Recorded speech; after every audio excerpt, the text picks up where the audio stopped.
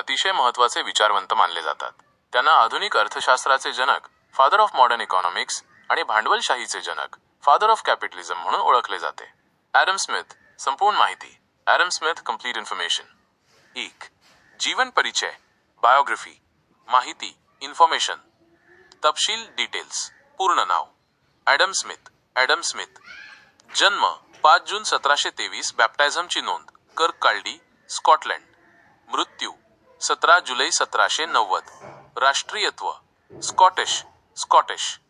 व्यवसाय नीतिशास्त्रज्ञ, moral philosopher, अर्थशास्त्रज्ञ. शिक्षण ग्लासगो विद्यापीठ, युनिव्हर्सिटी ऑफ ग्लासगो आणि ऑक्सफर्ड विद्यापीठ, ऑक्सफर्ड युनिव्हर्सिटी. जवळचे मित्र डेव्हिड ह्यूम, जे स्वतः एक मोठे विचारवंत होते. स्मिथ हे स्कॉटिश ज्ञानोदय, स्कॉटिश एनलाइटनमेंट काळातील प्रमुख व्यक्तींपैकी एक होते. सुरुवातीला त्यांनी ग्लासगो विद्यापीठात तर्कशास्त्र, लॉजिक आणि नंतर नीतिशास्त्र, मोरल फिलॉसॉफी या विषयांचे प्राध्यापक म्हणून काम केले. 2. प्रमुख ग्रंथ आणि संकल्पना, major works and concepts. Adam Smith यांनी 2 महत्त्वाचे ग्रंथ लिहिले, ज्यांनी आधुनिक अर्थशास्त्राचा पाया रचला. The theory of moral sentiments. 1759. हा स्मिथ यांचा पहिला ग्रंथ आहे. यामध्ये त्यांनी मानवी नीतिशास्त्र, ह्युमन एथिक्स आणि मानवी स्वभाव, ह्युमन नेचर याबद्दल विचार मांडले. स्मिथ यांच्या मते माणूस केवळ स्वार्थी नसतो, तर त्याच्यात सहानुभूती, सिंपथी आणि सामाजिक बांधिलकी, सोशल ऑब्लिगेशन असते. एखादी व्यक्ती समाजामध्ये वावरताना इतरांच्या भावनांचा विचार करून आपले नैतिक निर्णय घेते, हे त्यांनी स्पष्ट केले.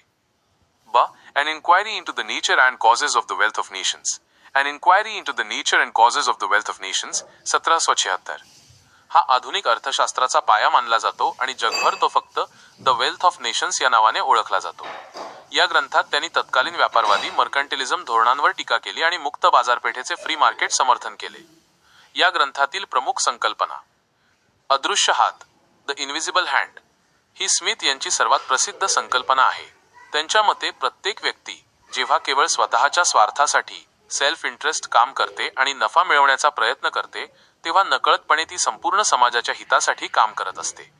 बाजारात पुरवठा, सप्लाय आणि मागणी, डिमांड यांचा नैसर्गिक समतोल, नॅचरल इक्विलिब्रियम राखला जातो, ज्यात सरकारचा हस्तक्षेप नसतो. ही नैसर्गिक शक्ती अदृश्य हात म्हणून काम करते. 2. श्रम विभाजन, डिव्हिजन ऑफ लेबर. एखादे काम अनेक लहान भागांमध्ये विभागले असता प्रत्येक कामगार फक्त एकाच विशिष्ट कामावर लक्ष केंद्रित करतो.